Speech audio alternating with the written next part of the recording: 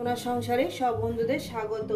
বন্ধুরা, আজকে আপনাদের রেসিপি করে দেখাবো হচ্ছে মুসুর ডালের বড়া দিয়ে ঝিঙে পোস্ত।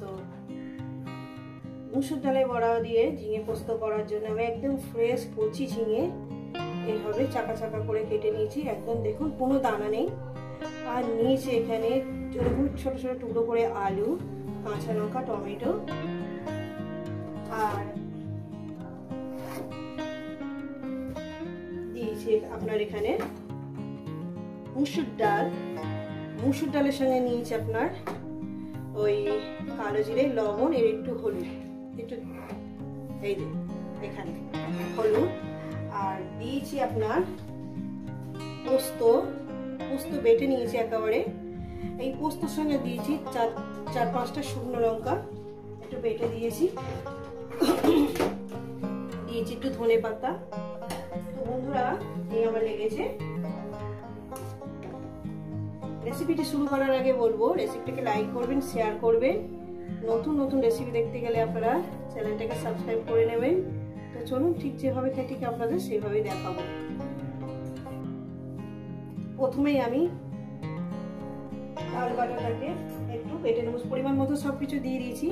এখানে আমি কাঁচা লঙ্কা দিলাম না, একটু মেখে নেব। রেসিপিটা পুরোটাই দেখবেন, একটু বাদ দেবেন না।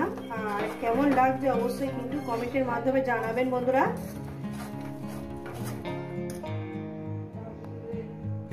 বন্ধুরা, কড়া বসিয়ে দিয়েছি, কড়াটা আমার গরম হবে। বন্ধুরা, কড়া গরম হয়ে গেছে, এবার আমি তেল দিয়ে দেবো। আচ্ছা বলুন তো, কে কে খেয়েছে মুসুর ডালের বড়া দিয়ে ঝিঙে আলু পোস্ত বা ঝিঙে পোস্ত? আর আপনাদের কেমন লেগেছে সেটাও কমেন্টের মাধ্যমে জানাবেন। পরিমাণের মতন তেলটা দিয়ে দিয়েছি, তেলটা আমার গরম হবে। তো বন্ধুরা, তেলটা আমার গরম হয়ে গেছে। আমি ছোট ছোট সাইজে করে বড়াগুলো দিতে থাকবো। রেসিপিটা কিন্তু পুরোটাই দেখবেন, একটু বাদ দেবেন না। আর কেমন লাগছে কিন্তু অবশ্যই কিন্তু কমেন্টের মাধ্যমে বলবেন। কিন্তু ছোট ছোট সাইজে করে দিচ্ছি আমি।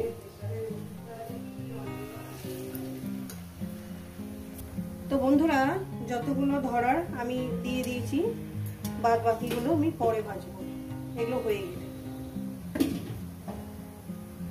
তো বন্ধুরা, দেখতেই পাচ্ছেন, একদম কড়া করে লাল করে ভাজবেন না, এইভাবে হালকা লাল করে ভেজে নেবেন। আমার বড়াগুলো ভাজা হয়ে গেছে, এগুলো আমি তুলে নেব।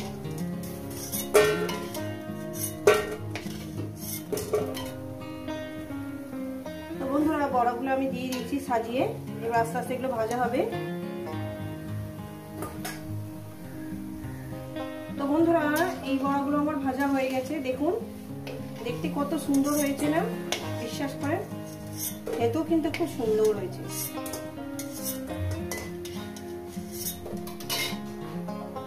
বড়াগুলো আমার ভাজা হয়ে গেছে, দেখেন বড়াগুলো আমি তুলে নিয়েছি।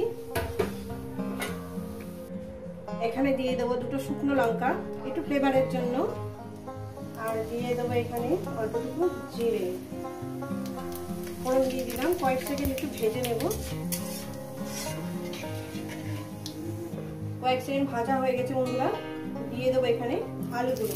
প্রথমেই আমি আলুগুলো দিয়ে একটু ভেজে নেব।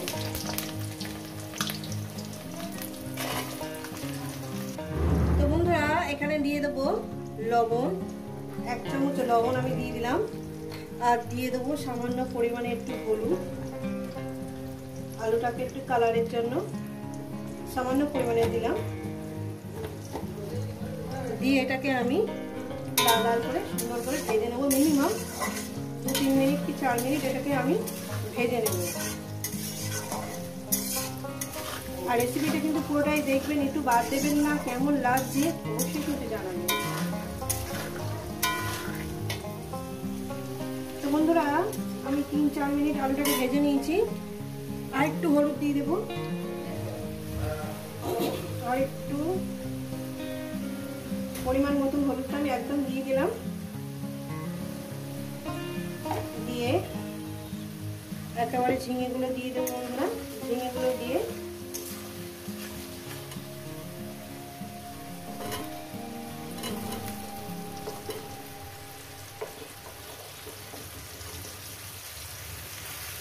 দেবো এখানে কাঁচা লঙ্কাগুলো দিয়ে দিলাম, দিয়ে এবার এটাকে ভাজবো মিনিমাম আরো 4-5 মিনিট ধরে। দেখছেন বন্ধুরা আমি কীভাবে রান্নাটা করছি, আপনারা ঠিক সেম প্রসেসেই রান্নাটা করবেন, খুব সুন্দর হবে।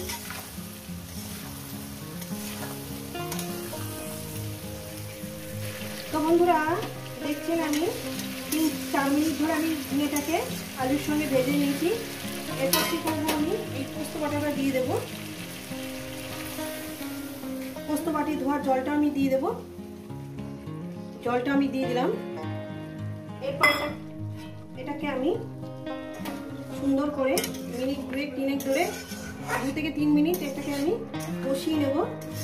রেসিপিটা কিন্তু পুরোটাই দেখবেন, কিন্তু আমি বারবার বলছি এইসব রেসিপি আপনারা মিস করবেন না, দারুণ খেতে লাগে। 2-3 মিনিট ধরে এটাকে আমি কষিয়ে নেব। এর মধ্যে দিয়ে দেবো আপনার টমেটো। টমেটোগুলো আমি একটু বড় বড় সাইজ করে দিয়েছি, যেহেতু আমি বড় বড় সাইজ করে দিয়েছি, গলবো না মানে গলবে না সেইভাবে আমি দিয়েছি, যাতে না গলে যায়, এভাবে যেন গোটা গোটা থাকে।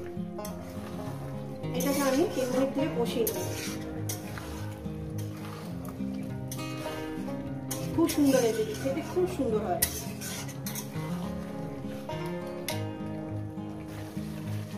তো বন্ধুরা দেখুন কষানোটা কত সুন্দর করে এইভাবে করে নেবেন, কত সুন্দর দেখতে লাগছে না বন্ধুরা।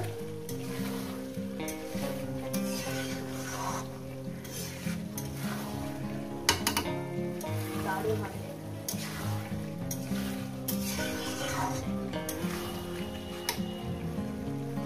কষানো হয়ে গেছে, এরপর দিয়ে দেবো জল।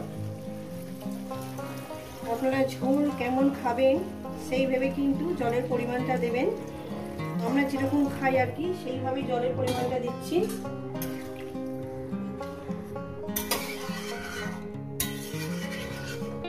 আর যেহেতু বড়া দেওয়া হবে না, মসুর ডালের বড়া, এই বড়ার জন্য অনেকটা একটু ঝোল টেনে নেবে, মানে জল টেনে নেবে আর কি। আর একটু ফোটাবো, 2 মিনিট ফোটাবো, আর দেবো না। একটু 2 মিনিট ফুটে গেলেই আমি বড়াটা আস্তে আস্তে করে ছেড়ে দেব। তো 2 মিনিট ফোটার অপেক্ষা করব। তো বন্ধুরা একটু লবণ কম হয়েছে, লবণটা আমি পরিমাণ মতো দিয়ে দিচ্ছি। 2 মিনিট ফোটাবো, এখনো 2 মিনিট হয়নি। তো বন্ধুরা এরপর দিয়ে দেবো আমি এখানে মসুর ডালের বড়াগুলো।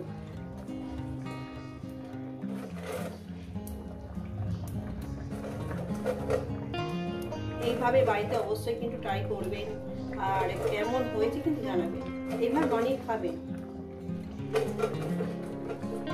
আর নতুন নতুন রেসিপি দেখতে গেলে আপনারা এই চ্যানেলটাকে সাবস্ক্রাইব করে নেবেন নতুন নতুন রেসিপি দেখার জন্য।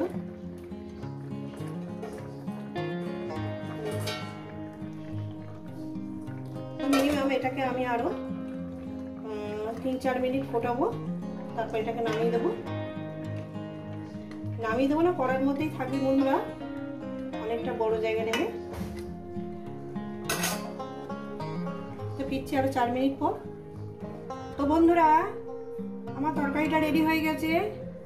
এই রেসিপি যদি আপনাদের ভালো লেগে থাকে অবশ্যই কিন্তু কমেন্ট করে জানাবেন, রেসিপিটাকে লাইক করবেন, শেয়ার করবেন। নতুন নতুন রেসিপি দেখতে গেলে আপনার চ্যানেলটাকে সাবস্ক্রাইব করে নেবেন। তো বন্ধুরা আবার নতুন কোনো রেসিপির সঙ্গে দেখা হচ্ছে। সবাই সুস্থ থাকবেন, ভালো থাকবেন, আর আমার নিত্য নতুন ভিডিও দেখবেন।